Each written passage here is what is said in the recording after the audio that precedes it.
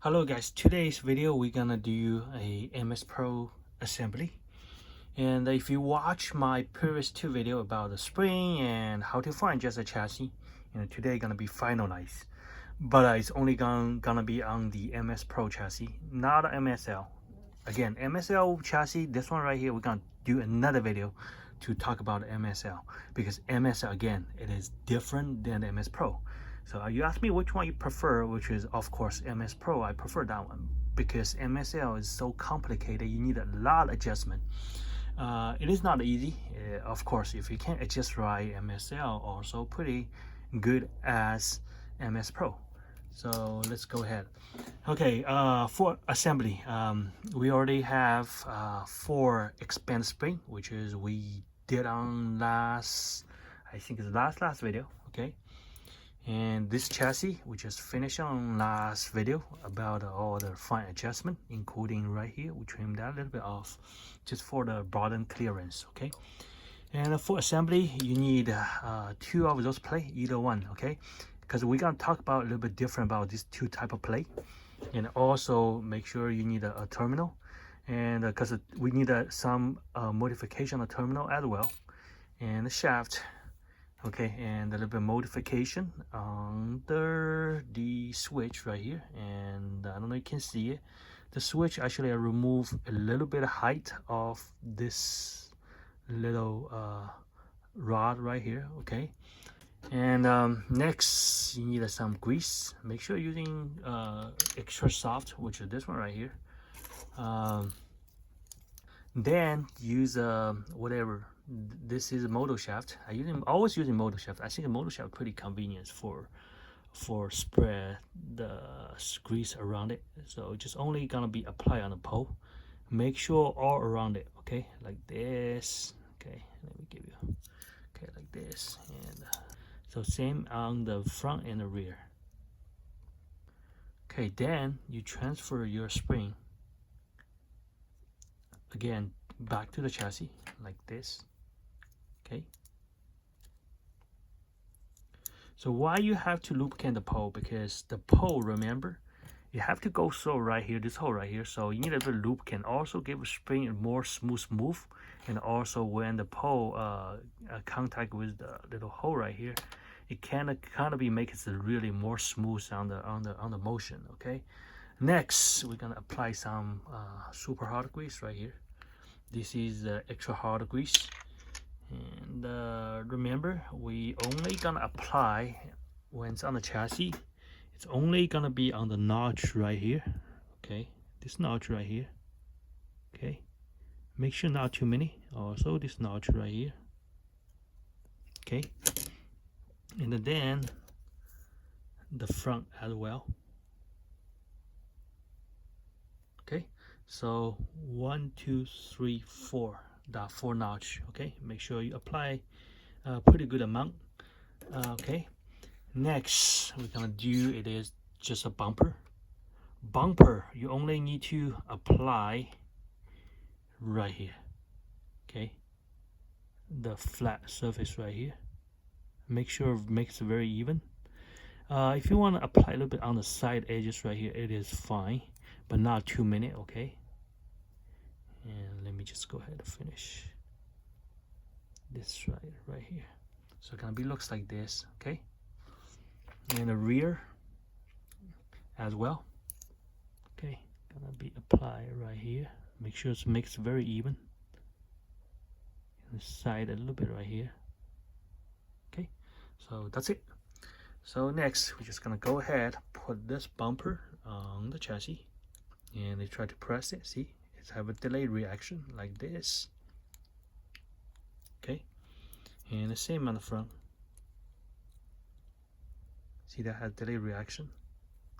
Okay,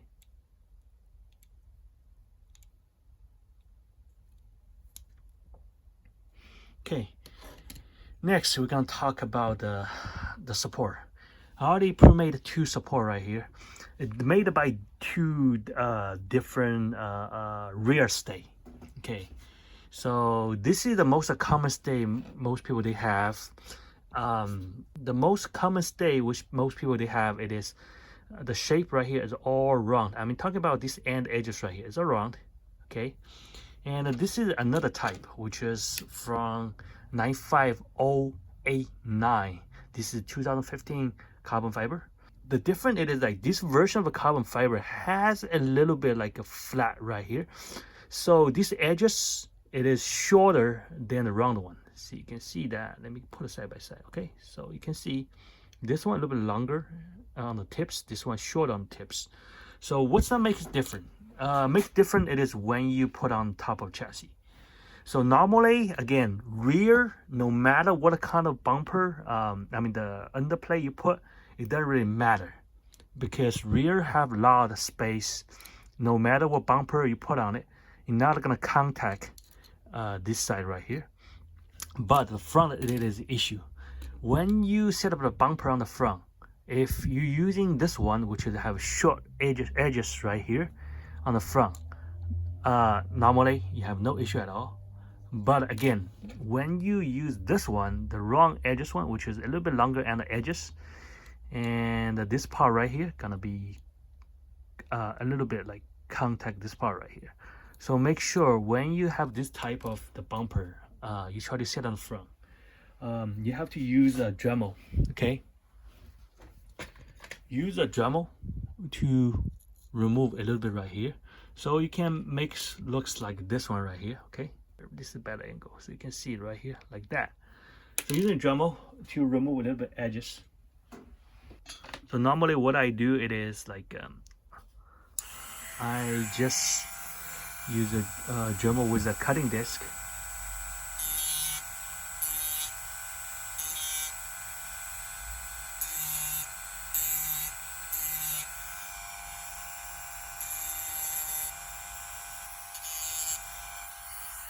So okay, so you can see right here, make it like this.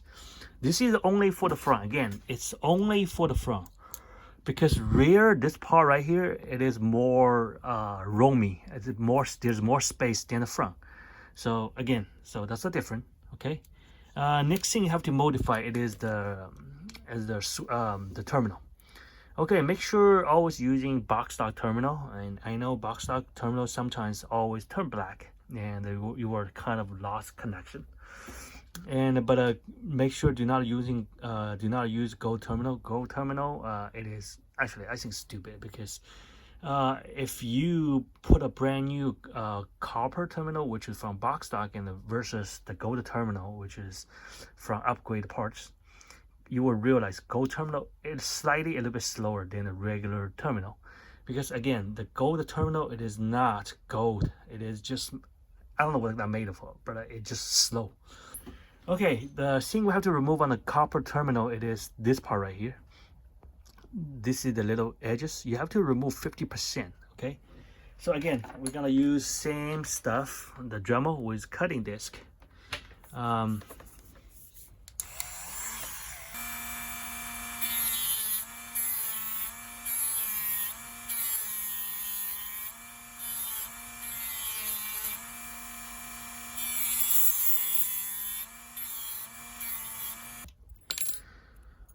So okay, I just finished all the terminal. Why we have to remove it? Because when you put your terminal right here, on this edges right here, it's gonna be a little bit too long. You might get a cut on this edges right here. So that's why I have to remove a little bit to bypass this edges, so preventing to get a cut. So okay, next let's put all the parts on it and let's take a look at how it is. So okay, just assembly everything, terminal and underplate. So as you can see, I have to remove like 50% of the terminal.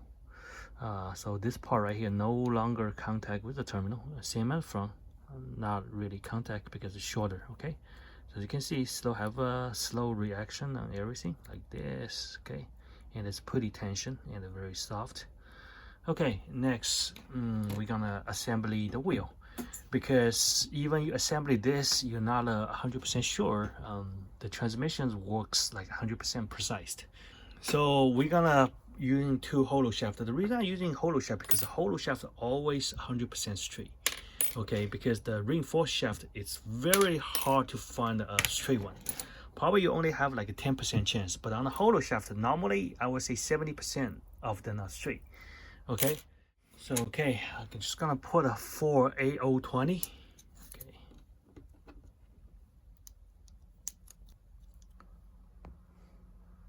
Okay, right here, and then insert the shaft. Just go ahead, insert the shaft, and of course the pink gear right here.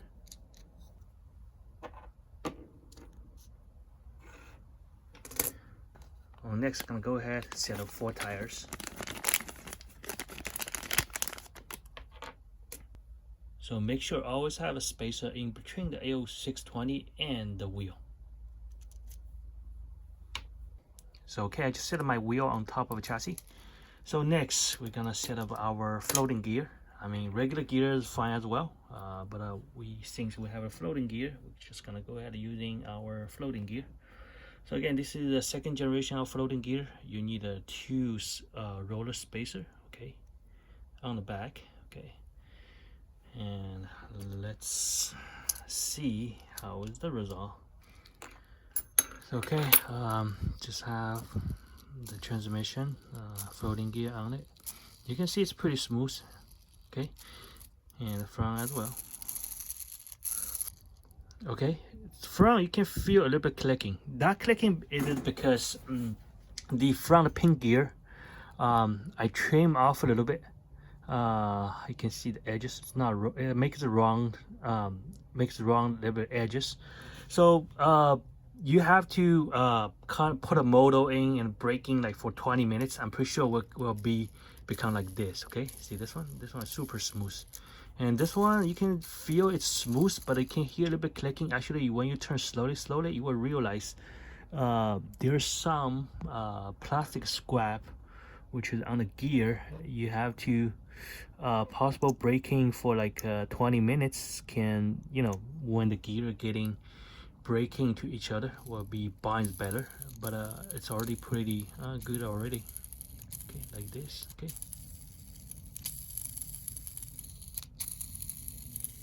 on the rear you can see. Okay, so let's put the gear cap back on and show you how it looks like in the bottom. Okay, so and the most important it is this part right here, no wiggle. Okay, no wiggle, but also can move freely like this. Okay, so here's the whole setup. As you can see, the gap right here, I nearly no gap, like original. Okay, you don't see any part right here I was like makes big whatever. You see there's no extra cut, everything's like pretty much sealed. And the same at the rear, let me show you. So you can see our rear, everything's smooth, there's no extra cut. So there's some bad example, when you turn around people's chassis, they have a really big gap right here. That's because they overcut the bumper, because I'm pretty sure those people don't know how to modify MS suspension. I mean, because today's MS suspension, you need this part to move freely. Also, all the transmission have to be pretty precise.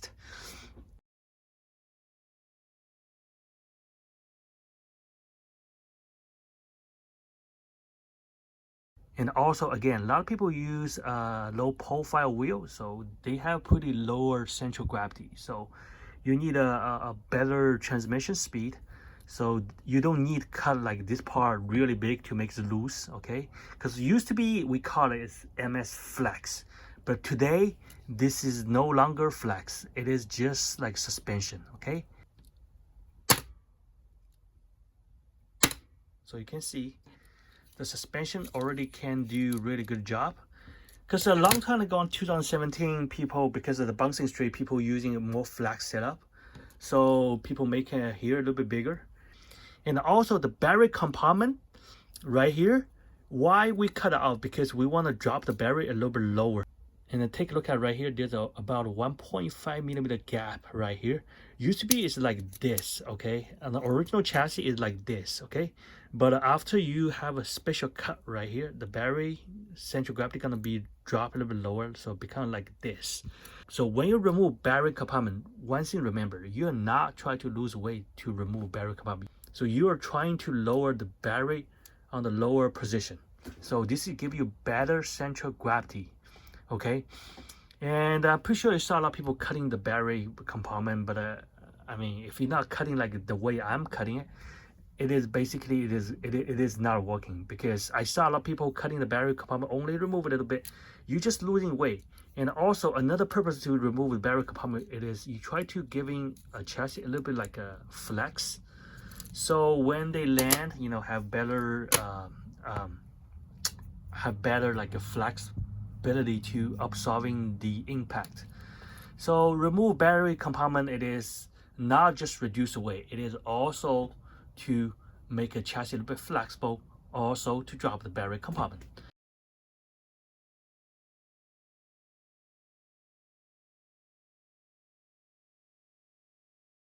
Also, another thing I want to talk about before the end of this video, if you drop your battery compartment, make sure you always apply 2mm sponge on this part right here, and also on the battery clip, make sure apply 1mm sponge on top of right here. So if you did that, so after you did that, when you set up your battery on the bearing compartment, okay, and also this side, this part have 40 support for your battery. And also when you put the battery clip back, it's also can support your battery. It makes it really tight. Otherwise, you have a gap right here, the battery gonna be very loose, okay? So this is how it is, okay, let's finish this video. So okay, here's all for today's video. So next video we're gonna talk about MSL, okay?